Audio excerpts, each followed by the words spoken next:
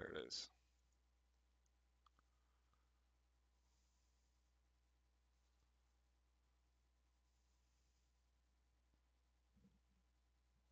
Looks like stuff seems to be working.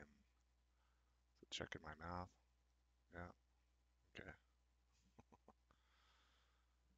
So this is obviously going to be a beta run because, oh, it got me again. Because obviously this is the first time I've done it, so I'm working out audio issues and whatnot. How to get people in from Discord so everybody can hear you, all that good stuff. Yeah, the frog looks high. So I open my eyes. So the frog is with a software program called FaceRig, and it just tracks what your face is doing and puts it into the character, obviously. So I'm making all these motions in real time. This is how I'm going to do my streams from now on, just kind of playing around with it.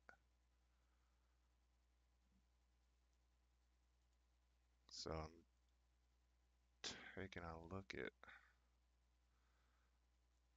I'm running all this on a main desktop, and then I've got my laptop next to me so I can kind of see what you all see. That's looking all right. So for instance, I have this article up. I guess that's showing up okay. Maybe if I go like that, be better. All right, so yeah, this is just a big test. I'll be talking on a few topics. I'm going to be updating information, introducing kind of what we've got in mind for this new show we're going to be developing here to start in the next few weeks and kind of go from there.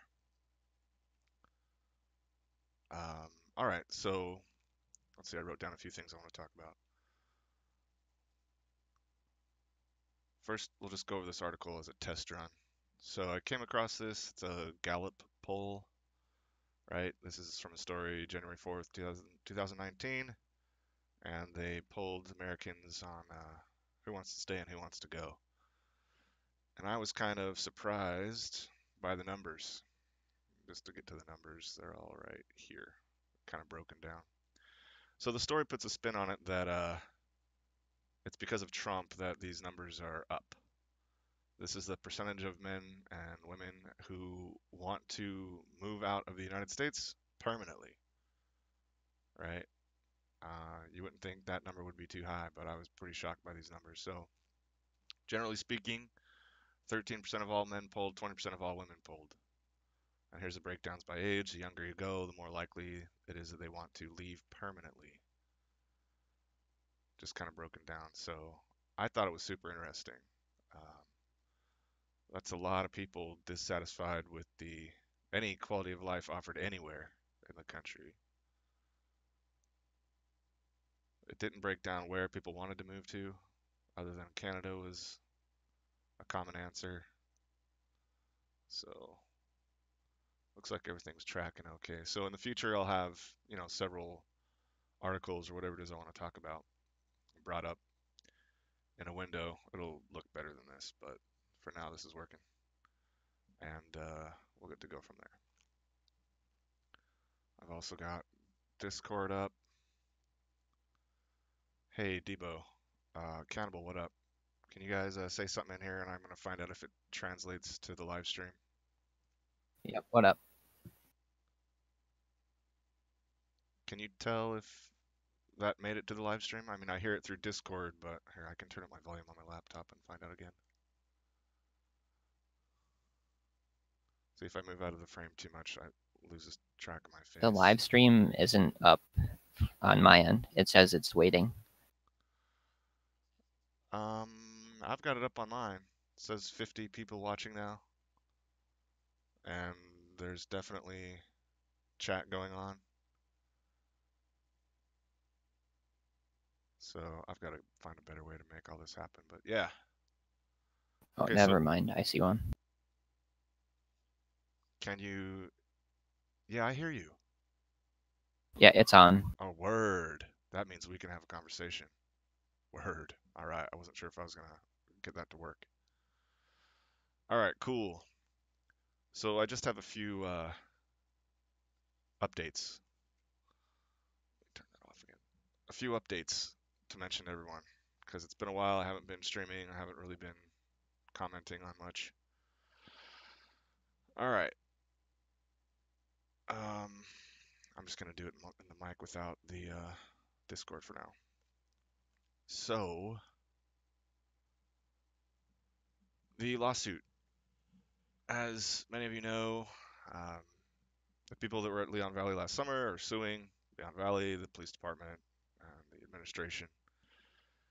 And I'm just going to kind of tell you what I can tell you as far as I know, as much as I know at this point, just so everyone kind of gets it all from one source, I guess.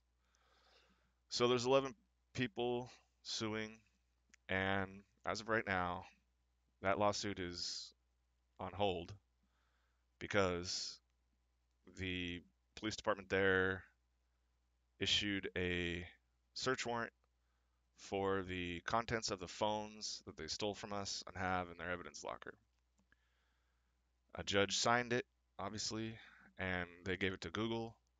Google then contacted me and let me know, and they were all kinds of um, anxious, more than willing to give the cops that information as quickly as possible.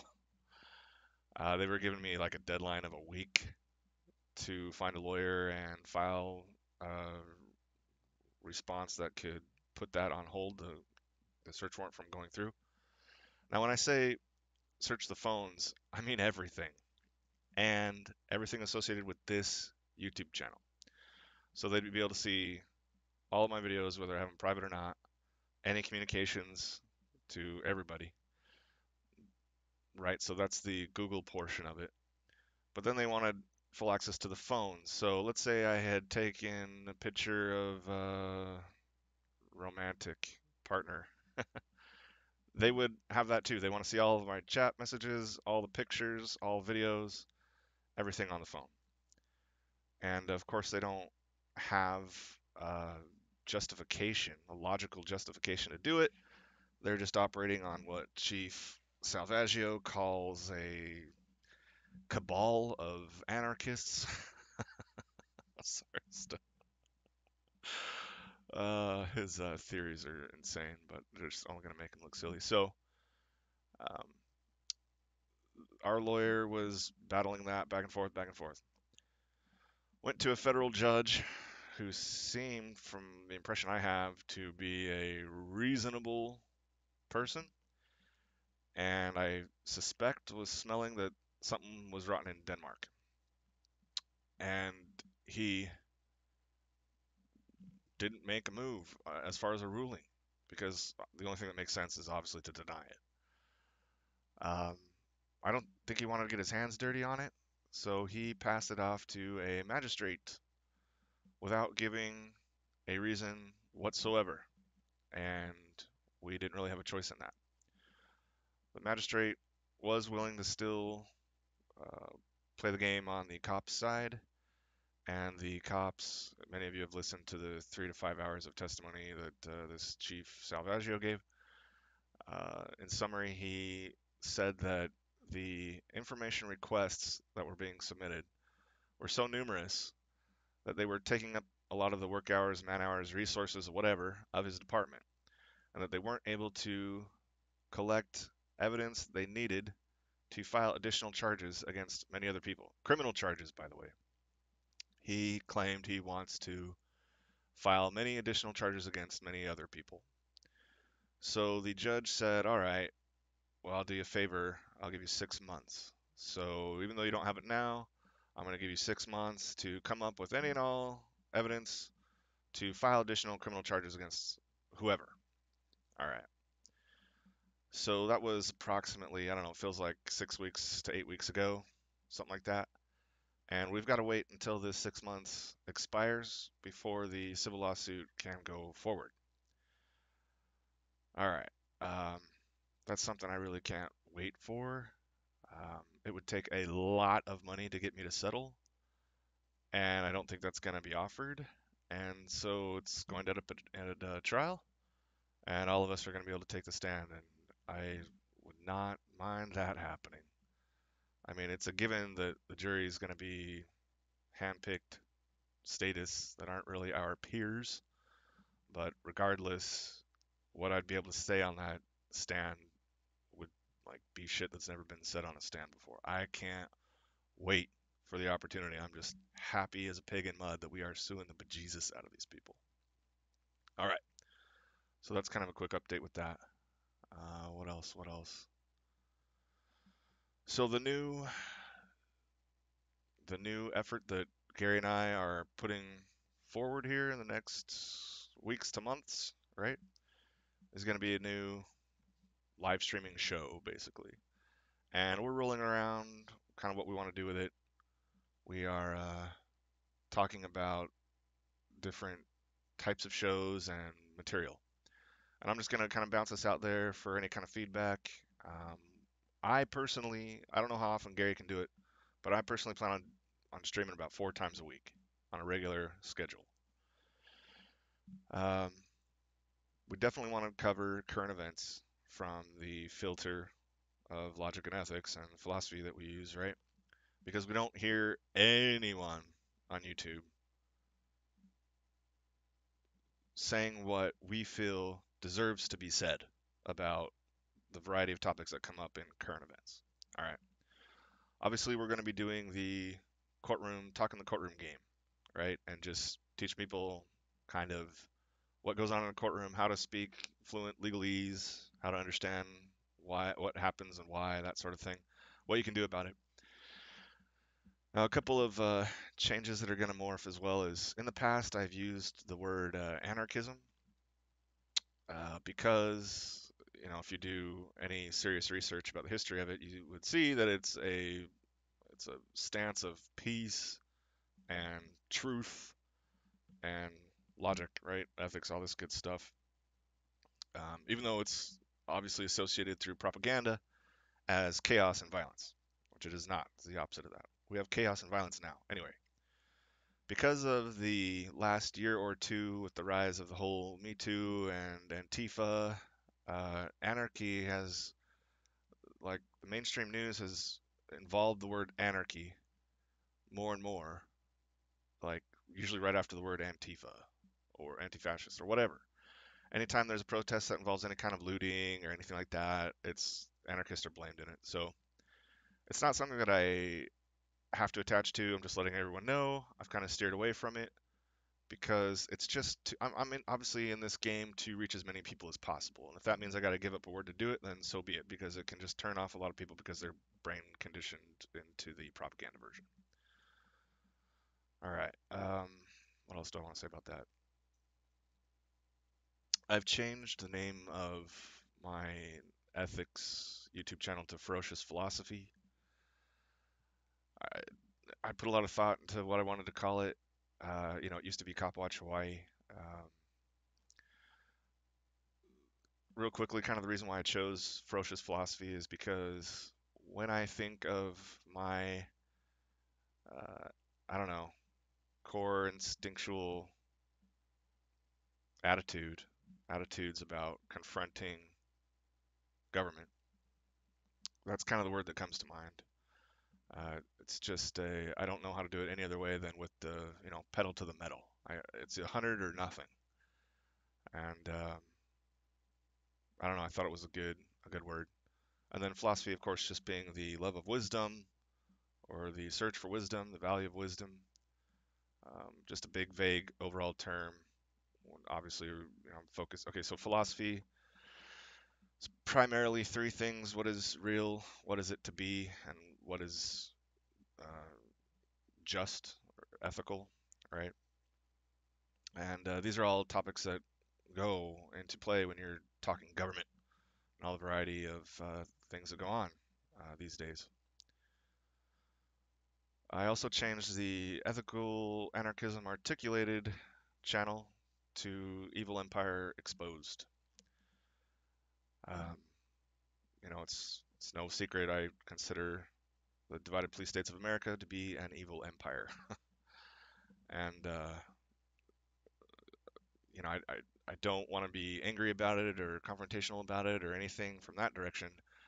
Anyone who knows me knows I come at it from a mocking point of view, kind of a making fun of their ridiculous nonsense and how easy it is to verbally outdo them in their stances. So it was just exposing. That's what I want to do is just pull back the curtain and talk about things to have people see things in new light that they may not have considered before because I obviously don't teach you any of this stuff in school. So just some quick updates with the YouTube change. All right. I should be watching the YouTube comments a bit more here, but I'll try to do that. What else? What else? Okay, so this new show with Gary, yeah, current events, courtroom game. We definitely want to take phone calls, live streaming calls from anybody with an interesting, compelling story or attitudes that they just want to share and discuss and go over. It could be about court stuff, it could be about philosophical stuff, it could be relationship stuff, family stuff, political stuff.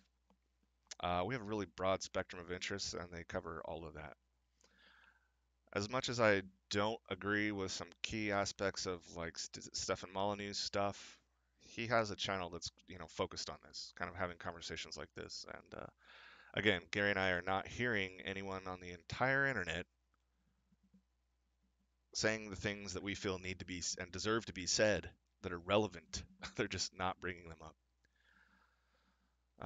So yeah, and then of course, I'm eventually going to get back into the live streaming game myself. The first uh, opportunity will be January 19th for me because there will be a women's march where I live. Yay! I can't wait. I'm super excited. So I'm going to be out there live streaming with some clarifications and invitations to talk to people. So there's that. So we're looking for input. Whatever you want to see, let us know. It's just, we're going to focus on what people want. We are here not just to give our opinions because it feels good. We are here to grow. Gary and I are actually as serious as a heart attack about developing something that will financially support itself and us so that we can do this full time. This is what we love to do. This is what we want to do. If we were millionaires, this is exactly what we would do. Now, we both, we obviously have so many similar attitudes about just about everything, but we both do not expect anything to be financially supporting itself until such time as we start putting out quality content, which will take a while. Um, we're not looking for, asking for, or expecting anything until the quality of our content earns it, deserves it. We want to put out the product first, and then if you want to support or grow it, then we're going to do that. Unlike any other channel I can really think of, we're also going to let you know exactly where any money raised is going. We're going to have full transparency on the whole thing so you can see where every penny is going and how many pennies are coming in. We're going to have goals like, okay, if we raise this much, we're going to do this. If we raise this much, we're going to do this. So this will all be fleshed out in the future. Obviously, I can only be so specific right now, but that is the goal, and I I'm super excited about it. I am very, very, very excited about it. I think things are going to be said and raised that, like I said, aren't anywhere on the internet.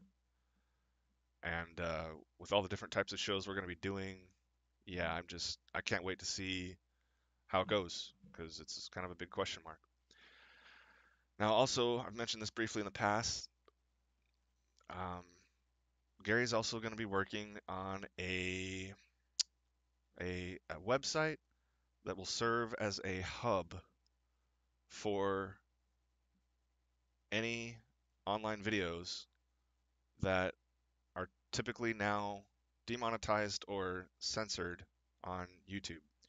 So all the political talk type videos, the philosophy type videos that YouTube currently kicks off, we're going to be able to host. And we're going to be organizing information in a way that makes it very easy to find for any random users. Super excited about that. I mean, obviously, we all need an uncensored YouTube. And yeah, there are some out there, BitChute, Gab AI, right? Vid.me, some of the Stream.me, some of these other ones. But for one reason or another, none of them are really taking off. Nothing else has really come along yet that has been able to financially reward content creators. And that is, we know that that's the name of the game. We're not dumb. We realize that people are only going to use it if they can make more money than they can on YouTube. And we have come up with a way to make that happen. I'm not going to release any details. I'll probably let Gary do all the talking on that when the time is right. But it is the most exciting thing about this new collaboration we're putting together. Um, a place where people know they can upload anything they want within reason. Obviously, we're not going to allow people to upload, violence or threats or anything crazy like that, or anything that would be like a felony, obviously. But as far as free speech goes, so yeah, I mean, who doesn't want an uncensored YouTube, right? Because if we can financially reward content creators, there's going to be more content creators. And gosh, to me, it's the most powerful thing I could do to end this tyranny of domestic terrorism we call government. All right. There's other stuff here, but I could talk about that later. Um, Let me get with Debo here on the Discord. Debo, are you there? I haven't even warned him. Yeah, I'm here. So, are you game now? Now a good time? Yeah, now works. Okay, cool. So, Debo is a guy that's been in the Discord server for, I guess, almost a year, and I'll let him introduce himself. But this is what I'm talking about. I kind of lined this up with him. I asked him, hey, I'm going to be doing some new live streams. Would you be a guest on here? And we'll do some kind of an interview slash you can tell your story slash we'll just kind of go over it and see how it goes. And he was like, yeah, sure, cool.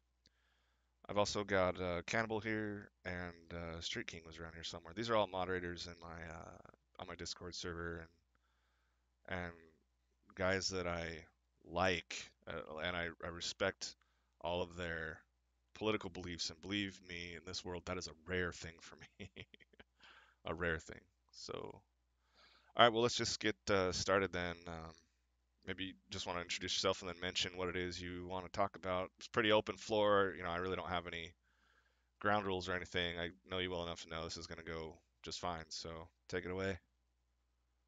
All right. I'm, I guess, a younger guy. Grew up in the Midwest, and boy, I guess what to talk about. Um, I guess I got into the just questioning about like what's going on, trying to figure out what actually the people claiming to be government are, from Mark Stevens, and then I got into people like Mark Passio. I found your work through Mark Stevens, and I'm just learning every day as much as I can about how to defend myself against people who are basically trying to rule over me. And I think to add to that, it's critical and important to take action with what I've learned. So instead of just keeping it to myself,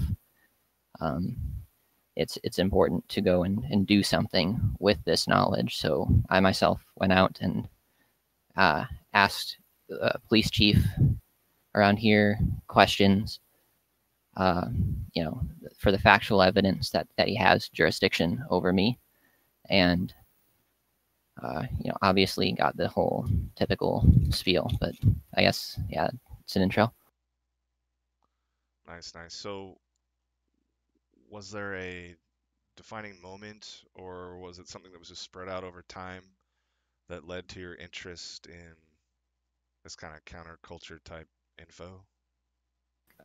Yeah, my brother was arrested, attacked by well, not arrested, okay, attacked by police officers for having cannabis.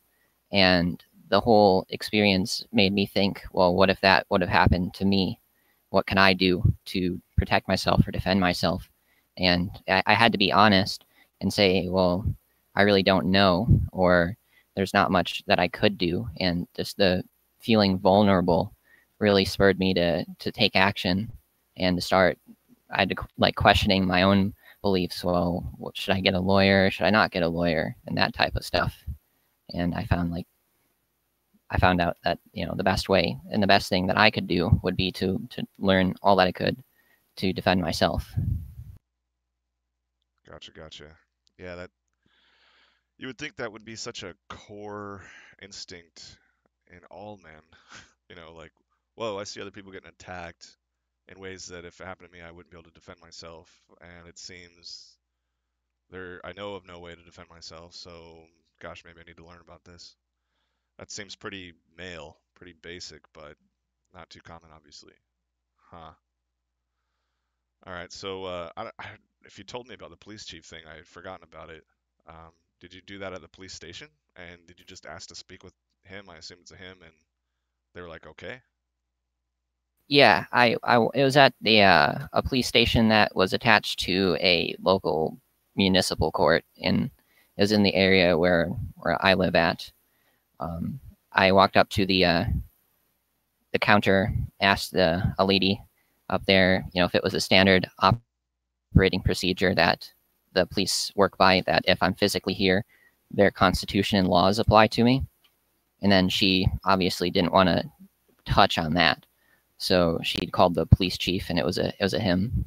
Clay Schulz was the name, and it was about 10 minutes. I sat there waiting, and he ended up he came and gave me the typical garbage that you hear from bureaucrats when it comes to asking these questions, about the same responses that you can see like from what Mark Stevens would get on his calls of shame and just about everyone else's interactions. Yeah, that makes sense. That makes sense. Huh. So what is this? I don't know. How has this changed you, or what do you have now that you didn't have then? I know we've done some role play about courtrooms and whatnot. Yeah, I learned a lot about um, like interacting with the police, about like how, because I was really nervous when I was speaking with him. I didn't know how it would go down, how he would react to the questions, if he would try and get violent with me or anything. Learned that I don't really need to be. There's not too much to be scared about, and I was even kind of laughing, and I had a big grin on my face asking him some questions.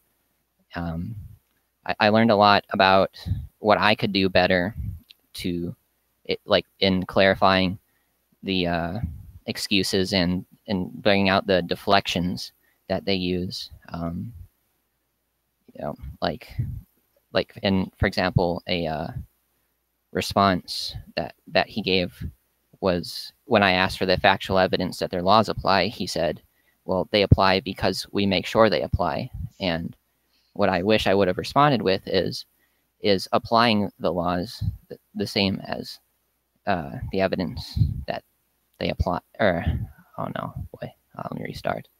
Um, is you enforcing the laws the same as the factual evidence that they apply to me? Yeah, so he basically kind of admitted that might makes right. Yeah, and that's what I noticed. I also went and recorded in courtrooms, um, the same courthouse twice on two separate occasions, and got the same thing. Oh, might makes right. Oh yeah, too funny, too funny. Um, Really quickly, I want to mention I've seen Gary in the chat. I don't know if he's listening or whatnot, but Gary, if you want to get in on this, you just gotta get on Discord and go to the live stream invites room, and you'll be in. All right, cool. So, I mean, I know you're probably what, young 20s. If you don't, let's see. If I ask you something that you don't want to mention because it may dox you or whatever, that cool. Obviously, just let me know. But my question is, how have, if at all, yet, how have judges impacted your life? Well, I grew up with single mother, but my dad wasn't there. Dragging my dad through the court systems and things like that, through child support. Obviously the kids in the family, they hear about that stuff. It doesn't get swept under the rug, and and then like I mentioned, my brother being attacked, forced to go through their attic program or whatnot. Basically, oh well, this is why you shouldn't do drugs and that type of stuff. And I mean, I myself haven't been dragged through the court system, but I felt the need to prepare again, like admitting to myself that, well, if it did happen to me, there wasn't much that I could do. So except learning how to articulate myself verbally and point out what it is that they're doing. Yeah, I mean, that's obviously so common for judges to get involved, and with a divorce and child custody. Um, I can't really imagine that. I mean, my parents got divorced when I was 18, so I had a whole childhood with my dad around. Um, so it's hard for me to relate or even imagine, but for sure, that is probably number one. To everyone that's ever happened to, that's got to be the number one impact that a judge has directly had on their life. Because obviously, if men were more empowered when it came to divorce and child custody, then a lot more kids would be spending a lot more time with their dads. And now that we've really had this generation grow up where so many of them didn't have that, you can see the effects. I mean, everybody knows, you know, guys and girls who didn't grow up with their dad around much.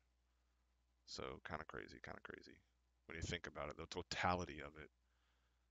I mean, what could be bigger than that? I don't know if I can think of one.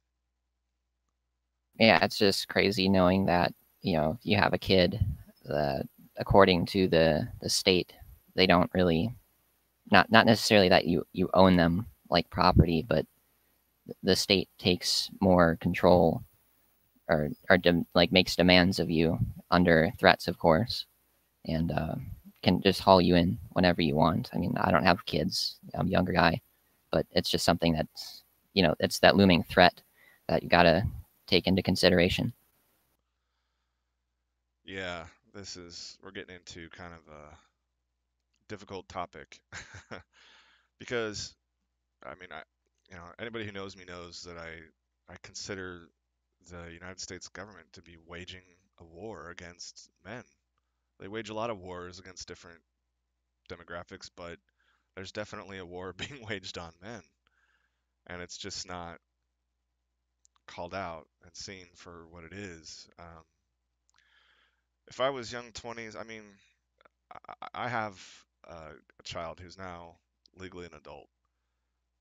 Um, so I've been through both sides of it. I had a judge tell me, um, your ex can marry someone new and follow their career around the world, and there's nothing you're going to be able to do about it. Um, Even though I was in many, many ways that I won't get to just out of respect, uh, the better parent by a long shot. Anyway, so I've personally felt that, and if I was young 20s, I mean, I hate to say this because it's such a bitter red pill, but the unfortunate reality is that child was never mine. I don't think men, fathers, have kids in the same way the moms. They're the mom's kids, and really they're the state's kids. I mean, they're not. Your job is to be turned into a wage slave and settle for whatever it is, uh, weekends and every other Wednesday or something like that, like 4 to 6 days per month.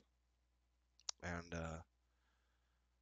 yeah, that's it's either that one or the drug war. I'm not sure which one does more damage to society, but the way they've got the divorce and custody courts going, yeah, big time, big time. How do you?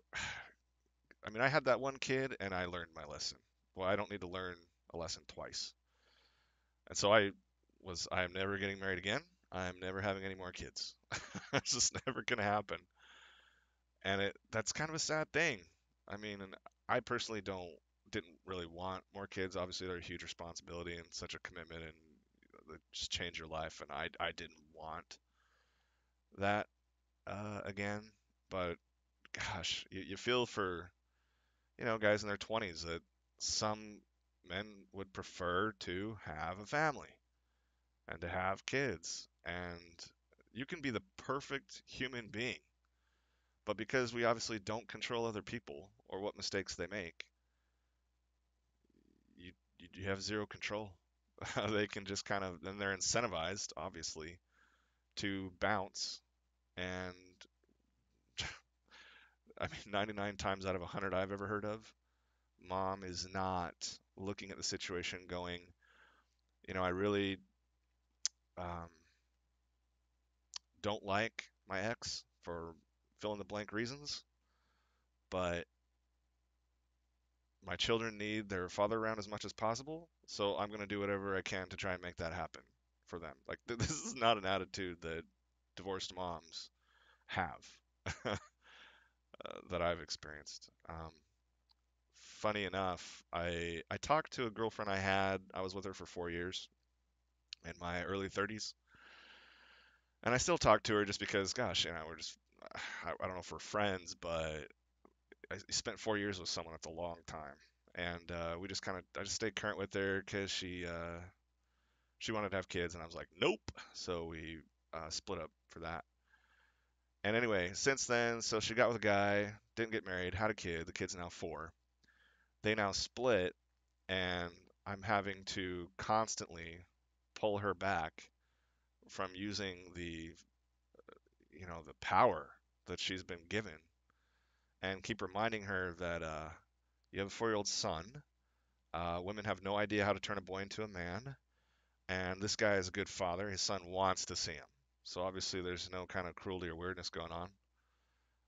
I was just having this conversation this past weekend. Actually, I talked to her like once a month or so, something like that. Anyway, yeah, it's a astounding reality, and I can kind of end my point with going, if men knew what they could do in a courtroom, they'd be so much better equipped, and so many more kids would be spending so much more time, around their second parent that obviously you know as good as anyone, better than I, obviously, just how important that is.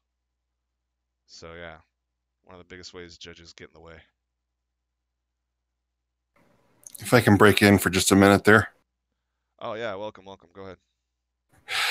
Hey, I'm going to ask you to say it with your chest. Uh, the YouTube side of things is a little quiet for you, not so much for Debo there, but I have no idea how it is for me. But if you would just move that mic closer or bellow it if you can. Okay, let me try something real quick. Is this a lot louder? Since I'm now on the voice chat, I can't tell anymore. Gotcha, gotcha. Trying to look On at. the Discord, on Discord, you're coming through good. Yeah, it's just over there on YouTube. Gosh, let me think for just a second. There's got to be a way. I'll look into fixing that. I don't know if I'll be able to until the stream's over. Well, just yell it as much as you can for now. All right. How's that? You can always turn me down on Discord because everybody's got their own volume slider.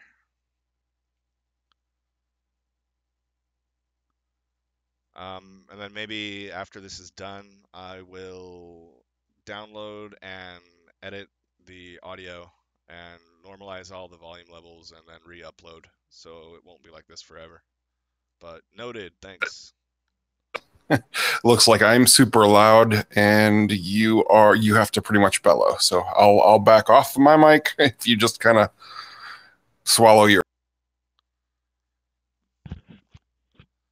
Gotcha. Hmm. See, on Discord I'm going through my headset. I'm wearing a headset right now. But I Didn't mean to screw with timing. Sorry about that. Get back to the flow of things. Oh no, it's important.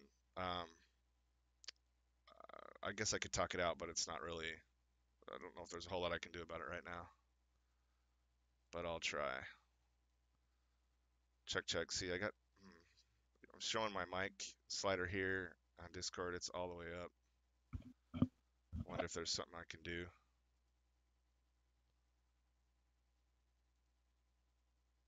Well, in the meantime, I'll say who I am rather than just that guy who just chimed in. My name's Gary. I've been doing various projects with ethics here for a while now. In fact, if I'm not mistaken, I coined the phrase ethics instead and own the domain and stuff. So I've been around for years. Now we're finally getting into some more collaboration and more serious work. It's good to finally be at this point. A lot of work led us to this. Yep. I kind of assume everyone recognizes your voice, but I shouldn't. Yeah, this is G. So just so y'all know. But all right. Debo, where were you? We were just talking about judges and getting involved with families. Yeah. I guess even more recently, because I've got many siblings. My dad's again being hauled into the family courts just out of spite. It's again that looming threat that, well, if I make the mother mad, then they can just haul me in under the threat of violence whenever they want, and we're supposed to pretend that this is freedom, and men are supposed to just go along with this. Yeah, that's unfortunate. There is a guy on YouTube.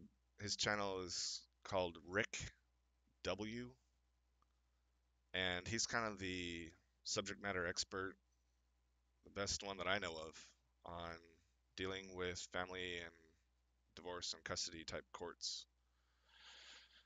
Um, he will talk one on one with you, charges a little bit for his time, but he's got a bunch of results videos on the victories, the successes that a lot of his subscribers have. I'm not as adept at that game, obviously. It's just not something I even really want to touch. I have such awful memories of dealing with that system. But yeah, Rick W.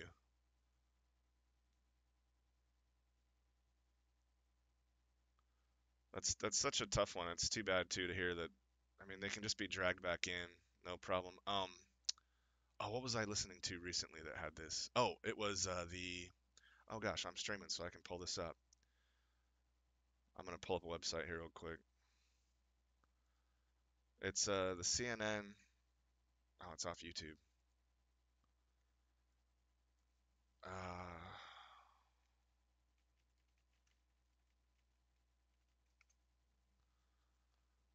this one right here.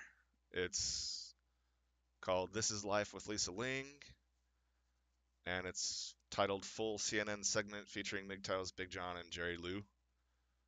Um, One of the stories here is from a guy who was a dentist and got divorced, and it was a perfect example of kind of the power that they give the mom and just how insanely unreasonable and ridiculous and damaging the authority that they have to deal with is to them. The guy lost his practice. I mean, all she did was go, oh, okay, I'm gonna divorce you, and oh, hey, court, I need a restraining order because he's a violent guy, even though he wasn't. The accusations are enough because there's no presumption of innocence. He immediately gets kicked out of his home. He can't go back, and now he's on visitation with his kids, and she's trying to keep him from seeing them at all. Yada yada yada yada yada. Really eye-opening, sobering for anyone who's not familiar. They ran this on CNN, and it was like it's a perfect advertisement for what guys have to deal with. So yeah, it's like 42 minutes.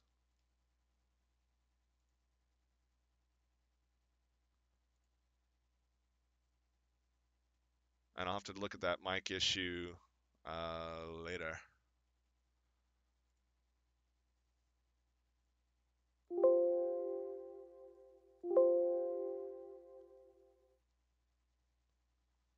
All right, so Debo, you said you grew up in the Midwest, and what kind of stage are you at right now? I mean, are you one of those guys that does want a wife and kids someday?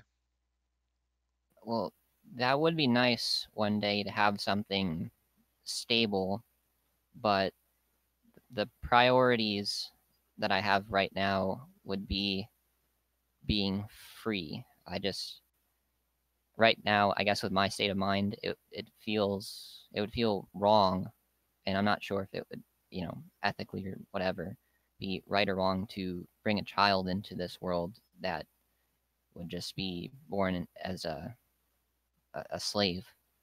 I feel like that the problem of freedom needs to be solved first, and then I can worry about those things. Yeah, I hear you. Uh, what in what ways do you want to be free? The way you talk, like, can you get specific about what would it take for that box to be checked for you?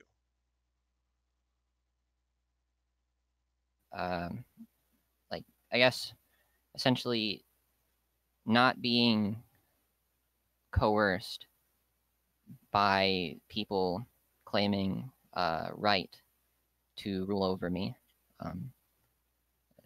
Those claiming to be a state need to stop doing what they're doing to people who they don't have the consent to if they want to continue to be doing their law enforcing. I feel they should be making sure their laws actually apply, that they have the consent of the governed that they claim that they have.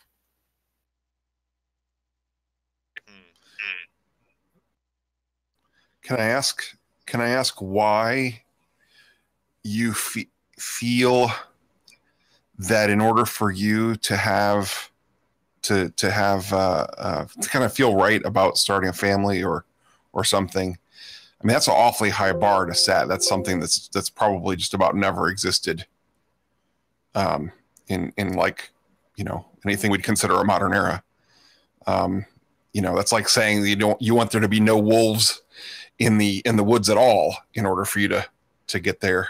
Is this something you? How'd you come to that requirement? Yeah. So I guess my thought process would be that if I were to if I had a kid, to say that I truly cared about them, I'd first maybe need to care about myself. And could I really honestly care about myself if I just allow myself to be enslaved? And I don't think that I could, if that answers the question. It's a step. How about this question? What would you consider not allowing yourself to be enslaved to look like?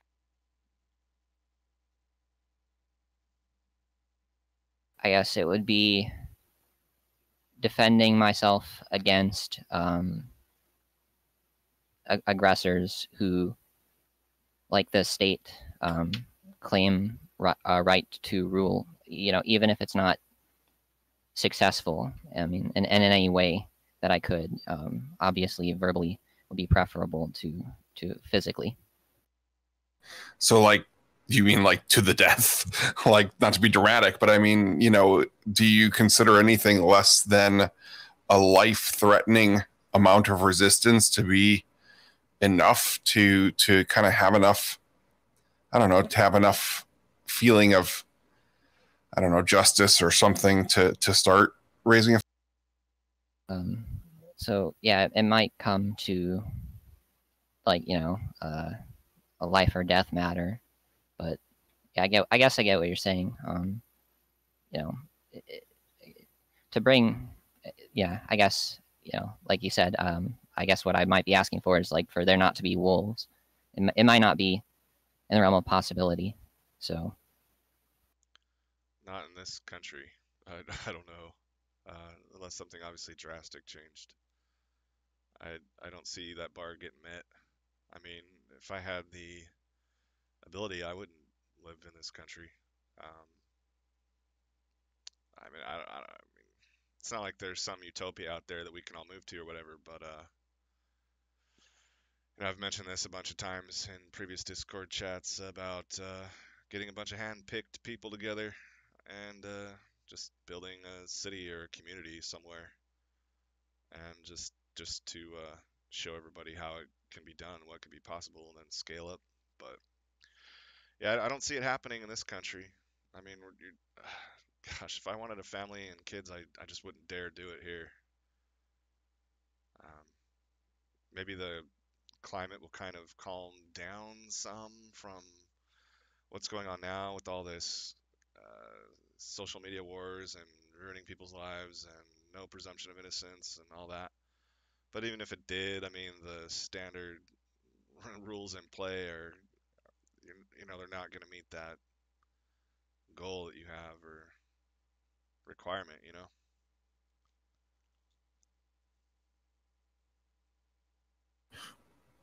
Well, and then there's the option of, or the thought of living two lives, Mr. Anderson, and having, something of a status persona or status life and a free life as a kind of a separate thought, and just kind of having 2 feet in two different worlds. How does one negotiate that? I'm having a hard time imagining.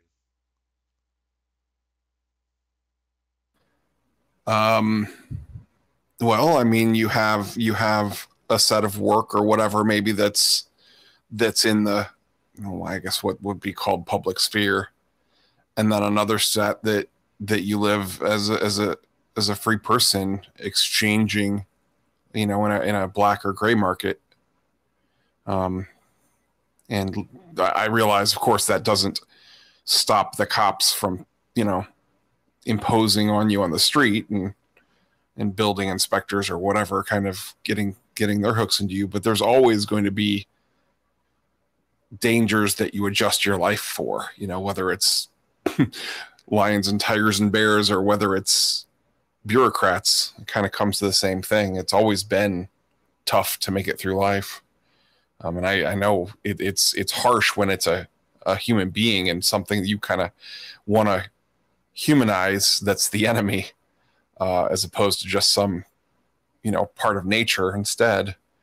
And it feels harsher when it's humanity or part of humanity that's, fighting rather than just nature. But it comes to the same thing.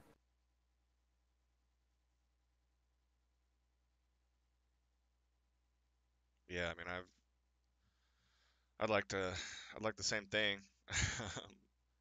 um,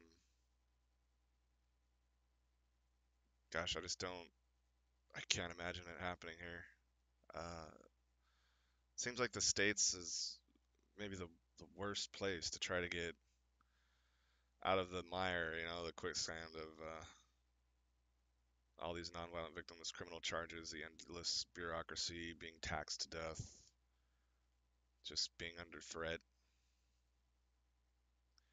I don't know. Someone in the chat just shared something I want to acknowledge, just because I'm swiping back and forth. Mystery. Thank you for sharing that. That's some real deal stuff there, on the topic. Well, I just don't want to let that just skim by as a comment, but someone lost a loved one, a husband, and presumably in harsh ways, and that comes into this about how people feel difficulties in bringing children into the world. There's some deep scars there. And it's difficult to kind of get back into a hopeful frame of mind with something like that. I certainly imagine, and can't really speak from experience on that. Just wanted to give that the proper attention for a moment. Yeah, and Mystery 13 is like a long time supporter. I know that name well. She's been an awesome cheerleader for people doing this. Yeah, life, man. That's kind of the reason why I wanted to do stuff like this and have conversations with people is because everybody's got something that's really fascinating to talk about. Everybody's got, we all have deep. Still with us, ethics? Is the channel still going? Oh gosh, I wasn't pushing the push to talk button. I was just talking. So all I was saying was that Mystery 13's been like a long time supporter of people who do this type of stuff. Um, so yeah, that name is really familiar. Thanks to her for all that. Um, that's kind of one of the reasons why I wanted to start shows like this and like invite some guests and just talk about their lives and whatnot, is because everybody seems to have something really interesting about them, something that can be learned. You know, life isn't exactly easy, and I don't know. There's just usually something fascinating about just about everybody.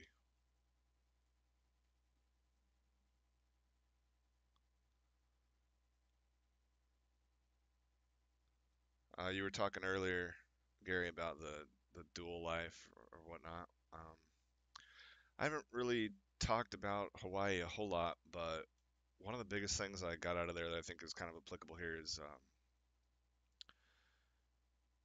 there was something about returning as much as I possibly could, uh, for lack of a better phrase, uh, returning back to nature.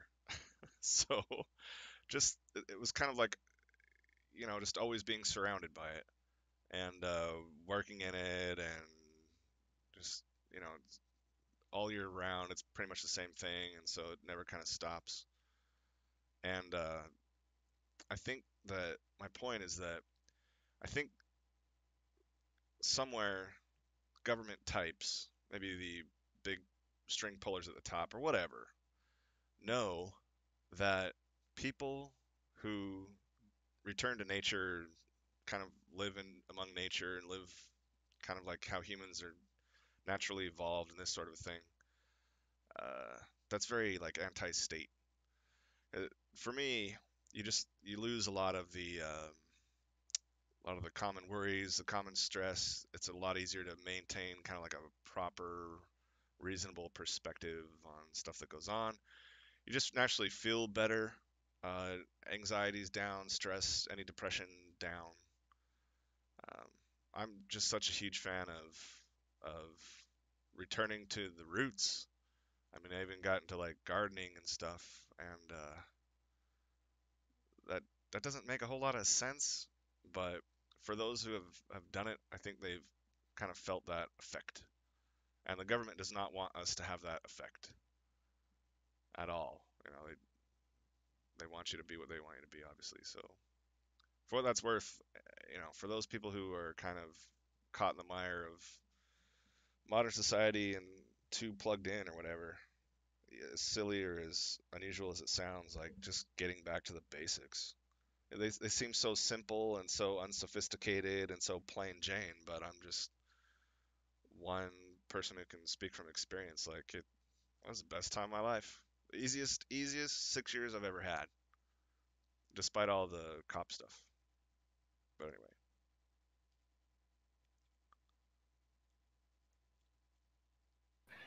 Yeah, bureaucracy definitely works better in city environments. So it's almost like they want everything to look like that. Yep.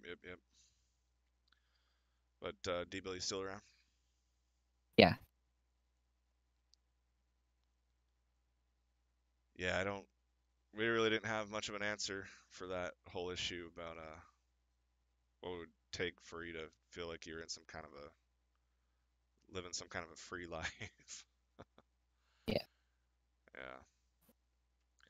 I That's a tough one. guess like what what I might be a better answer would be like, uh if or what efforts like I could or what actions I could be taking or stop taking to help build a better world.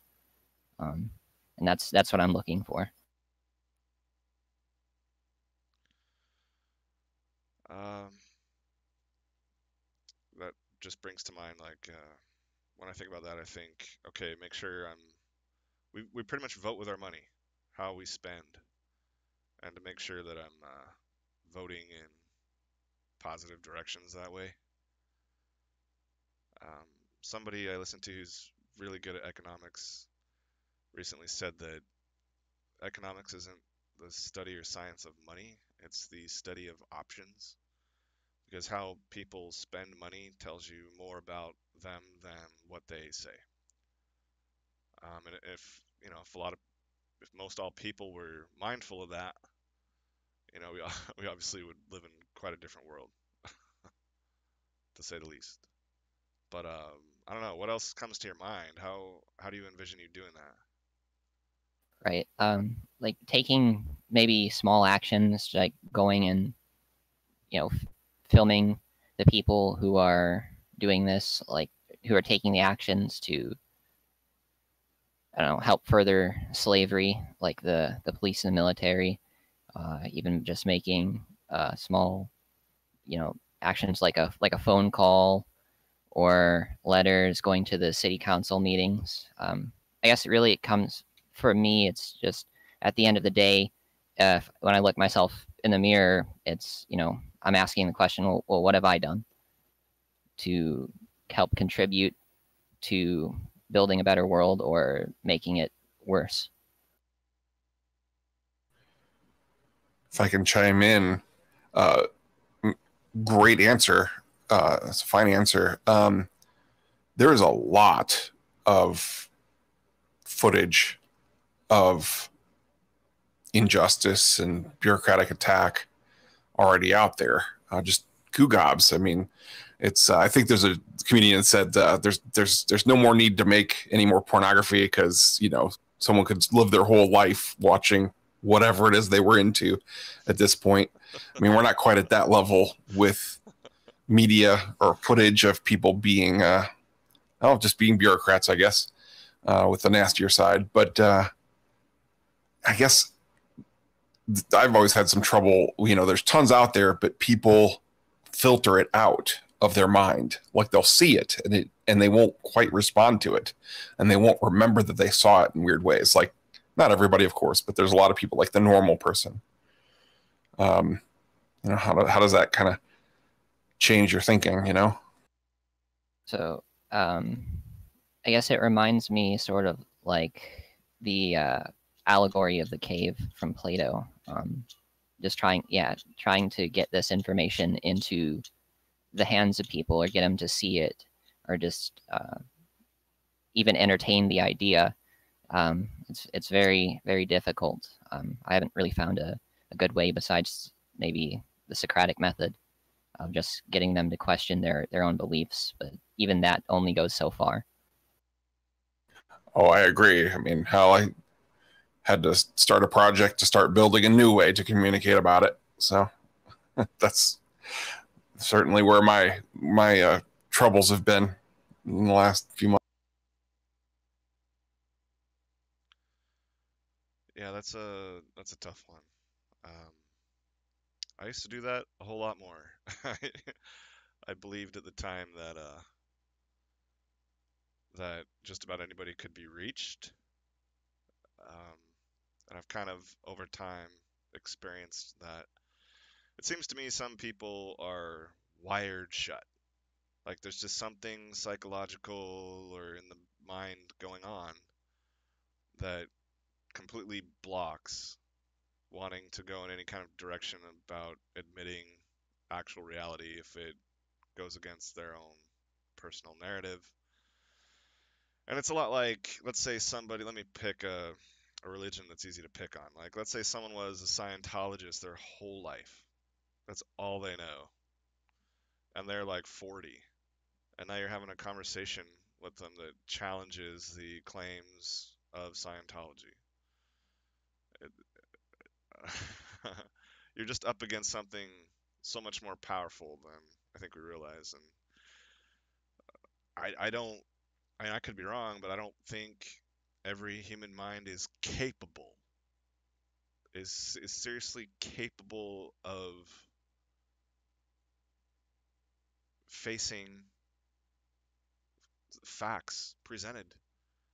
I don't know if it's so much denial as it is just the inability. But I don't know. It seems like that's a lot of the walls that I've actually come up against. I really quit trying to convince anybody who wasn't coming to me first.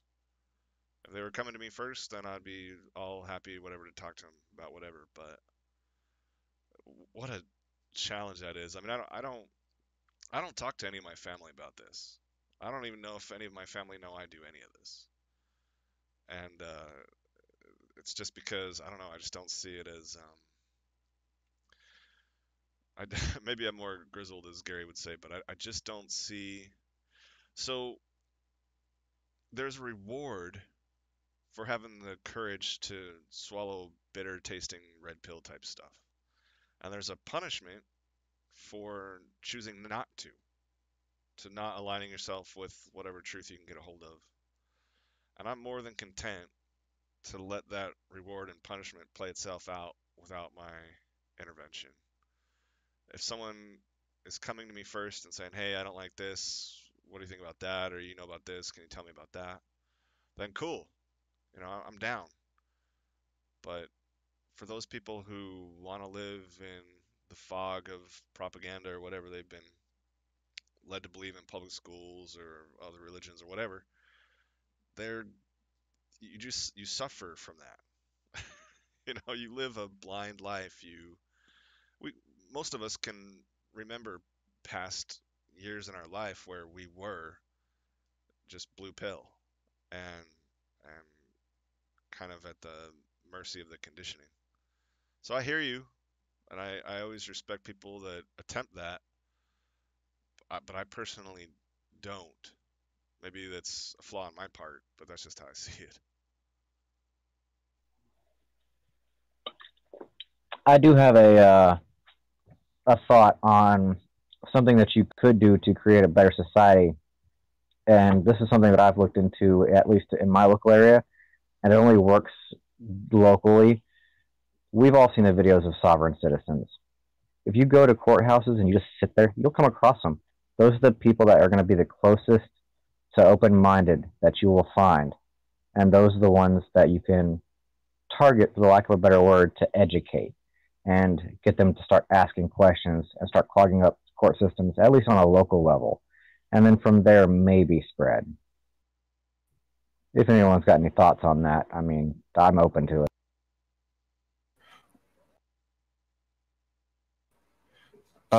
So I've been in those circles a bit, and the problem sometimes ends up being that they have a construct, like a legal framework construct, that is based upon some principles that are quote unquote correct. It's a better interpretation of legal principles than what the bar has, and so they're very attached to those fundamental principles, and it becomes just as hard to get them to not see those presumptions as just a given for them as it is for any other statist. They just believe themselves to have a different position in that hierarchy. So I don't know if I found them to be open past a certain point. It gets a little difficult. It's a challenge. It would be a good conversation to have if I could talk to someone. I probably know some folks still who are pretty solid in the construct of sovereign citizen. It's just I found too many things to be fundamentally flawed at the very base of it. The applicability of certain legal principles just being the problem, and they just hang to them like nobody's business. They feel a lot of these things are applicable just as a given. They just have a different interpretation. To chime into that, I kind of noticed that amongst some of the some cop watching videos that I've seen, they're still clinging, it seems, to the illusion that the police are actually, they have some kind of obligation to you, or that there's actually courts, or that the judges, are independent decision makers, or things like that. I ran into this quite a bit in Hawaii. There were I never did find someone else ever on the whole island that was down with, oh yeah, no government is best. They were those that resisted were divided into two camps. They either wanted to respect this kingdom of Hawaii and live under a monarchy and have a king, or they were doing the sovereign citizen thing. And yeah, they definitely agree with us more than 50%. So it's kind of like same team. But one common tendency I found was the longer they had invested in time in these beliefs, the more entrenched they were, the less likely they were to challenge them or to certainly give them up. And a lot of it was they had a vast knowledge of, oh, this court case or this court precedent, or they have their own little legalese language and spend X amount of countless hours in law libraries, and it's kind of like they considered themselves a subject matter expert. And as humans, we're all, I mean, myself included, if I was a subject matter expert at something or felt I would have a natural resistance to giving it up, being like, oh, everything I had studied all that time was not the most correct thing, and it kind of feels like flush, down the toilet, and that you wasted time or whatever. And so to avoid that feeling, they'll avoid, the challenges, the clarifications to what it is they're attempting to do, and the most effective, efficient way to fight back, quote unquote. But yeah, overall, kind of same team. Kind of get what you're saying. Well, I only mention them because at least with sovereign citizen types, their openness to reevaluate things rather than just be a straight statist is apparent because they actually want to, change or fight or whatever the system. So they're more malleable to actually new ideas. And my origins, I used to be a sovereign citizen until I realized, well, I'm being retarded right now. So let me actually study and see what could possibly be better than what's not obviously working. I'll have you know that we're now supposed to say the R word, okay? I'm offended, sir. Have you caught that part about popular lingo yet? You can't say retarded yet. It's the R word now. They put it on par with the N word. Okay, I'll rephrase remedial. No, don't. Don't. I was just laughing at it. Do you mean we're literally supposed to say, quote, the R word? Yes, I'm dead serious. Like on social media and everything, it's gone all the way up to celebrities. You are no longer supposed to say retard or retarded. They put it on par with the N word. It's now known as the R word. I'm not joking about that. That's so political correctness, man. That is, for the lack of a better word, it's R. Yeah, it's so R word.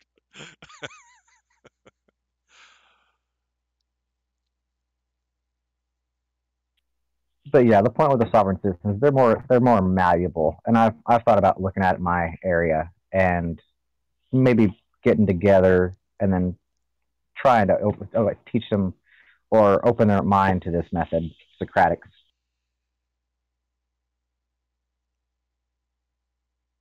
Yeah, it's a tough one. I mean, if I was gonna sit down with somebody and give it my A plus game,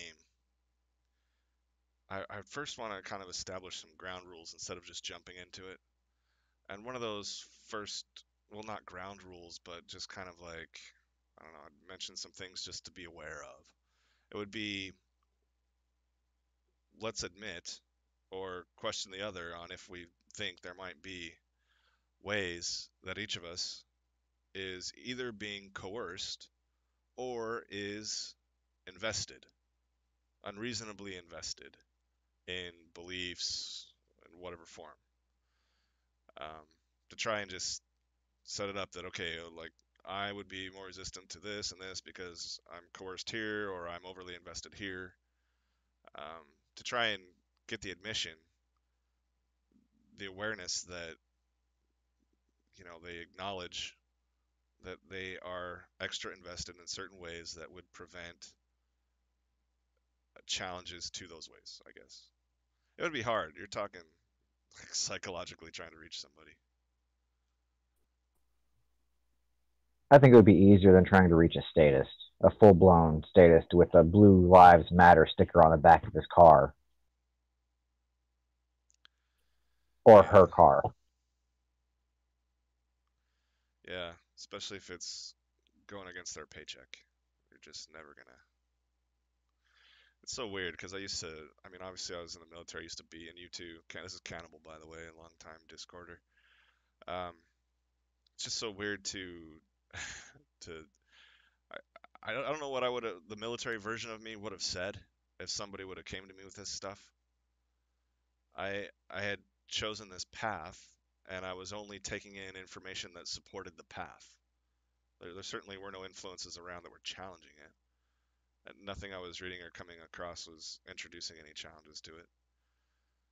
And if someone would have came to me and now I'm thinking, oh, okay, well, my career is based on this, and everything that is influenced by a man's income is based on this. So, yeah, I'm just going to reject it. Again, it just seems like some people are just unreachable. I'll agree with that. Military, police, judges, especially the military, you're brainwashed with training and whatnot to be pro America and follow order types. So that's extremely rare for that to change someone's outlook.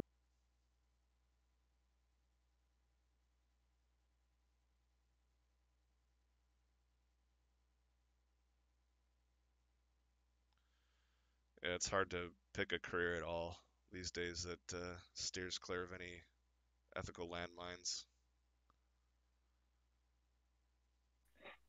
But on the topic of double life and the lessons learned, I do have. I don't know if you put this out, but I I've started to put judges' addresses, and this is only for my area. It only works in my area, apparently, Florida. Um, I started putting their addresses with their names on any documentation that they give me, such as notices to appear. I'm going to start doing it on tickets if I get pulled over to make the personal life of the judge kind of bleed over into the court part because they love to their secrecy and privacy. And so far, I've gotten away with it and it's worked.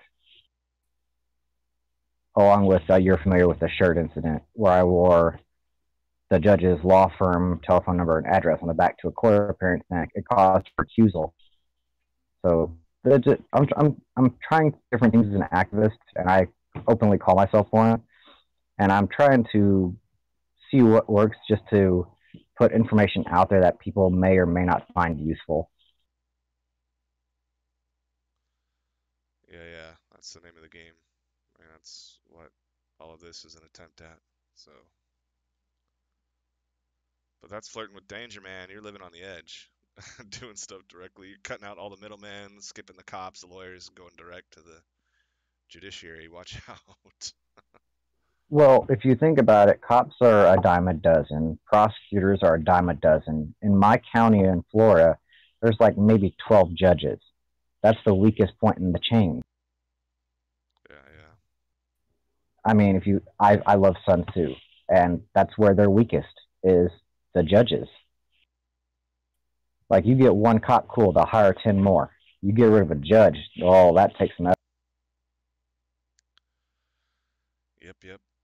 The lawyer that's handling the civil suit with the whole Leon Valley stuff, I've had conversations with, and he claimed that this is making the rounds in the judges' circles. Like they've got an ear to this one, and yeah, if you can cause them a problem, you just so much more of an effect. So, but yeah, be careful. Damn.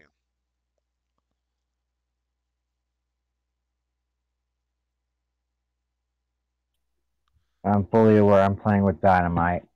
Haven't blown myself up yet, but I'll keep everyone posted if I go to jail. Yeah. Do you have someone local that could act as a go-between and like report to the group what's going on with you? I do not, but I'm transparent. My screen name is pretty much, if you look it up, as my FCC call sign. From there, you can do the homework and look up the case and all the information. So I'm an open book, so if anybody wants to look at it, feel free. I don't know if you can see that on your broadcast or not. No, I remember looking at that stuff before, a time before. Yep.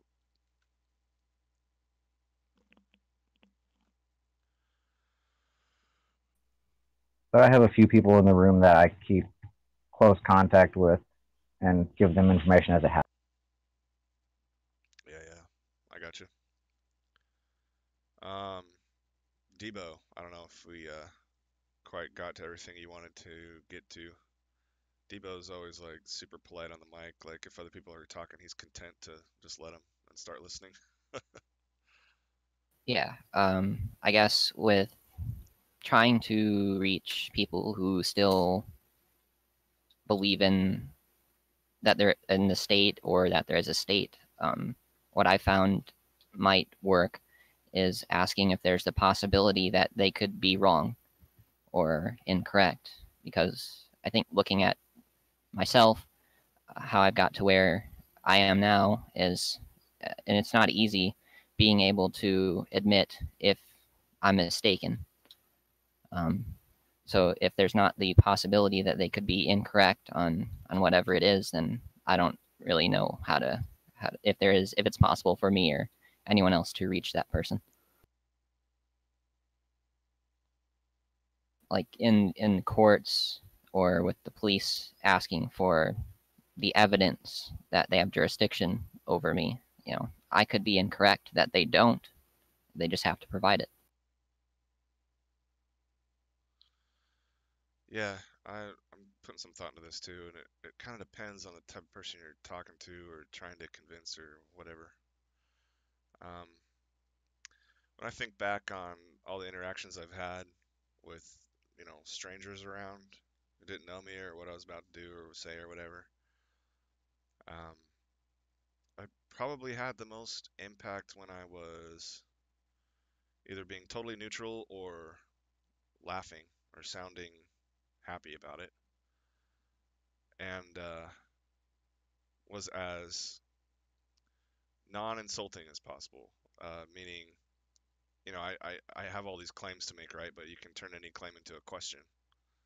So I would just kind of do that, and it seems less intimidating to them, or less adversarial and more rational, logical, ethical type stuff. And I'm just judging this based on like I don't know how many people have come up and talked to me afterward or mentioned something along the lines. So I don't know what that's worth, but you know, my point is a lot of people, not really, I can't really see you doing this, Debo, but a lot of people, when they want to talk to, like, let's say a family member or a friend about this stuff, they get confrontational.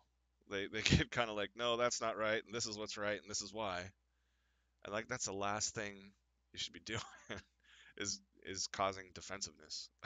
It's like building the brick wall for them. Oh no, that was me. I went through a stage where I was just really angry, and it didn't really work. So I learned through trial and error. Yeah, Gary and I were talking briefly about this whole anger thing today earlier. The anger stage. What was that like for you? Like how long did it last? How intense was it? What was it over? Um, well, this is when I was starting to really think about what it is that was taking place. Um, what family members were believing in, what I was believing in. I guess it lasted for maybe a good month and a half. But what I found was that I was looking at ways of perhaps like lashing out at other people instead of first pointing the finger at myself. And once I realized that, then I, it opened the door for the Socratics, because the way I got out of it was just asking myself, well, in what way am I contributing to it first, and then through the same process I could ask family members questions, or the same questions that I asked myself, in a way.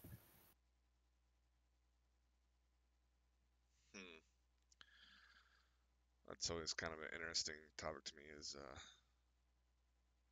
the anger phase of coming to terms with all this information.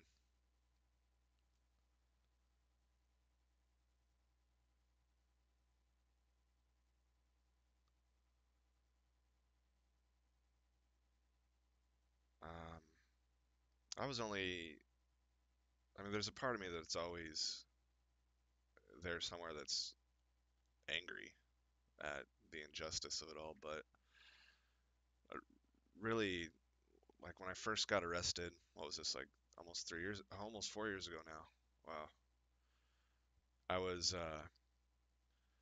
was so angry that I actually signed up to go see a counselor for the first time in my life, because I felt I was going to fuck somebody up, and that scared me. And I wasn't used to a lack of control, and I hadn't felt that for many years, and to feel it again made me nervous. That's how pissed I was. And I it it dissolved in direct proportion to how much I was learning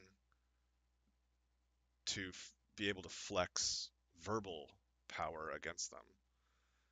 Like once I saw for myself how I was able to humiliate them and embarrass them with their own nonsense, and how I saw how much power that had over them and how it upset them, how they ran from it, and how they just lied through their teeth and dodged and all that. Once I started feeling powerful, um, that just kind of made the anger part of this really go away, till the point where I was just laughing.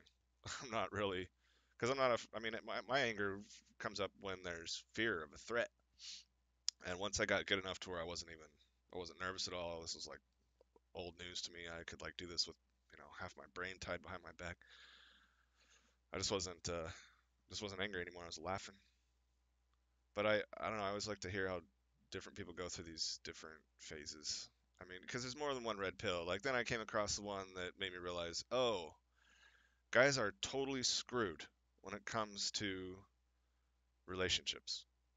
If government gets involved, plus you have no presumption of innocence. I'd seen this happen to other men, and that I kind of came to doubt the existence of this force-like phenomenon called love or true love. I started recognizing the ultimate differences between men and women. I went through a little bit of an anger phase there too, because it was kind of like, it's like anybody, you grow up thinking that this Disney movie exists, that you could, find one person and everything would be hunky dory, and she would feel and treat you the same way you feel and treat her. When I came to the realization that not only doesn't exist, it never existed. I was kind of pissed about that for a while, for probably a few months. But now I'm laughing about it. But yeah, good times. Yeah, it's funny that you mentioned the anger and how to direct it into something that's useful. And it's my own thing is I've put it towards ideas on clogging the system, putting a wrench in the gears, or just little stuff like that. And that, oh god, that helps so much with the anger. I can't even describe. Like, honestly, when I first started, I was mad as I could be, and redirecting it into ideas is probably one of the better things that worked for me anyway. Yeah, super, super important. Super important. I mean, that anger stage is no joke. And like guys hardly ever talk about this stuff, especially with their own personal stuff, but as we see, some guys never get out of that and it spirals down to somebody getting killed. Like it is a real thing. Anger and resentment that's not vented in a healthy way builds into a bad, bad, bad, bad thing.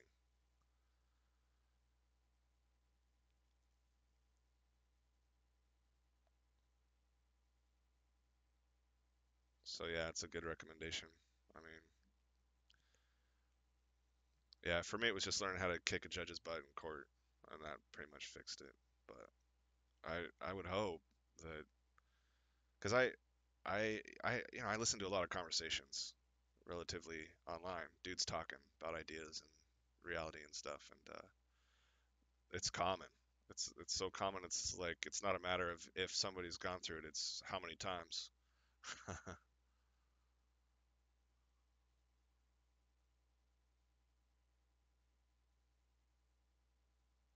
That doesn't sound like Debo much, but does Debo have a "I used to be pissed for a while" story? I mean, obviously with your brother getting attacked.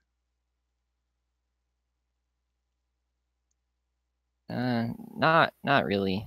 I mean, yeah, like I said, I just when I was first starting to question things, I just ended up lashing out. I'm like, well, how could you have sent me to you know public schooling, and how could you have just let me go sign up for the military without question? But I realized they didn't really, or my family members didn't really question any of these things themselves. So I was like, the freed slave from the cave, just yelling at them, and they had no idea what I was talking about. They had no frame of reference because they hadn't started to conceptualize what's going on.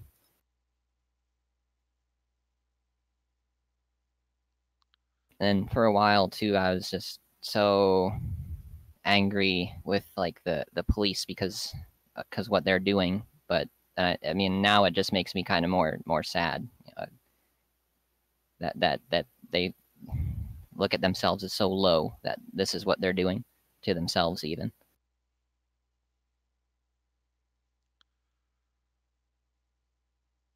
Yeah, it's difficult to really conceptualize the totality of it all, and I don't really enjoy trying, but to just I mean I've been arrested a bunch, so I know what it.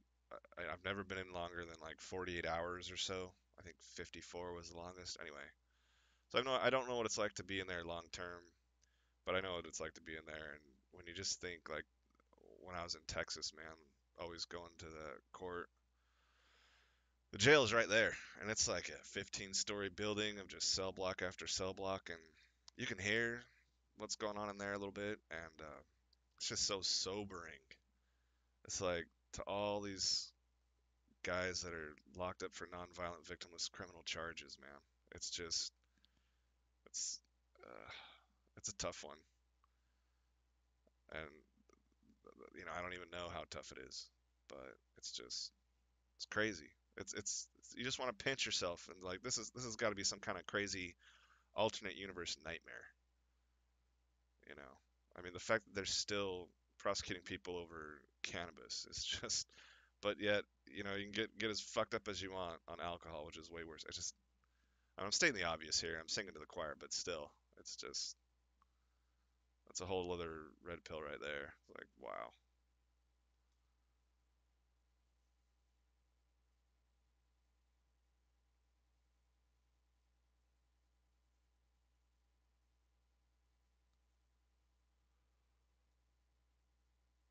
I don't even. I was gonna ask Gary if he's did a anger stage, but I have in all the talking I've done with Gary, I have never seen the guy express anger one time. It's like the most even-keeled dude I've ever known. Never seen him angry once. It's pretty funny.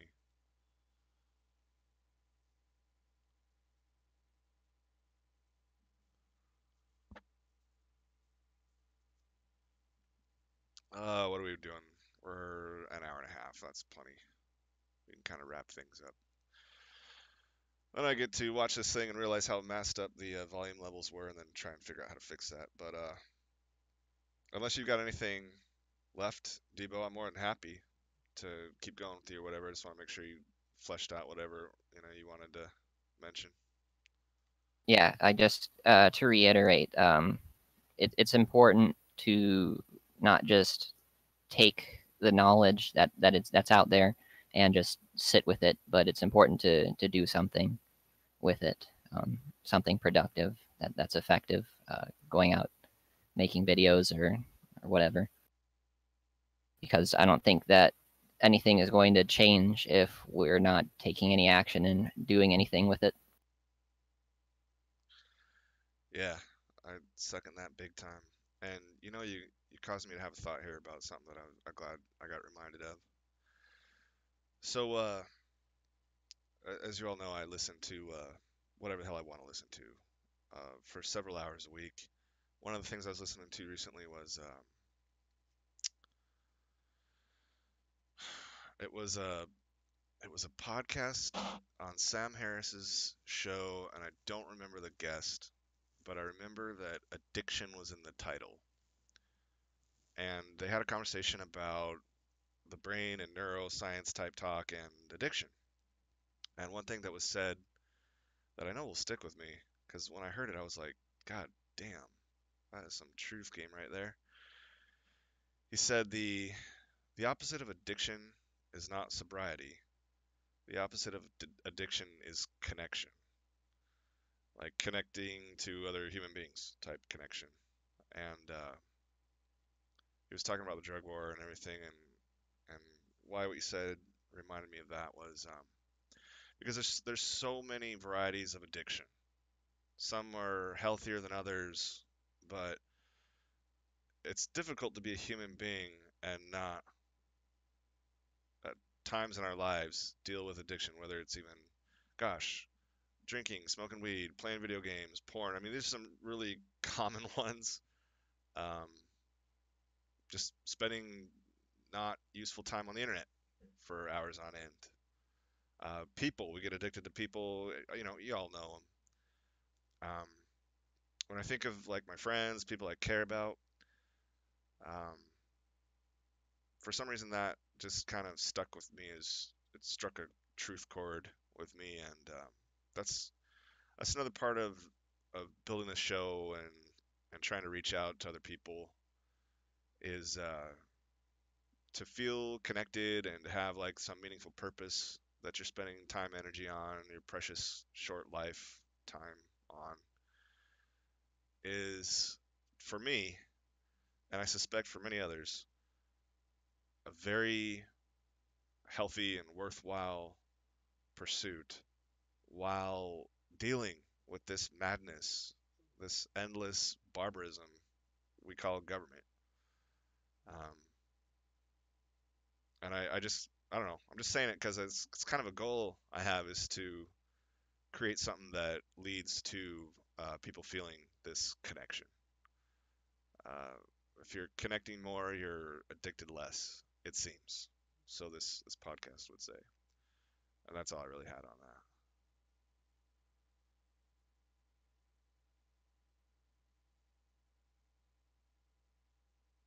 But yeah, activism. I hear you. All right, well we'll just wrap it up, and then I'll just end the stream and probably stick around Discord. It's been a while since we've been at it, so especially on my own server. But yeah, so for any and all listening, thanks for putting up with the nonsense of the newbiness and the technical things out of whack or whatever. I'll get them fixed, and in the future too, Gary's gonna be in here with his own animated character. And so we kind of are going to have some fun playing with that back and forth.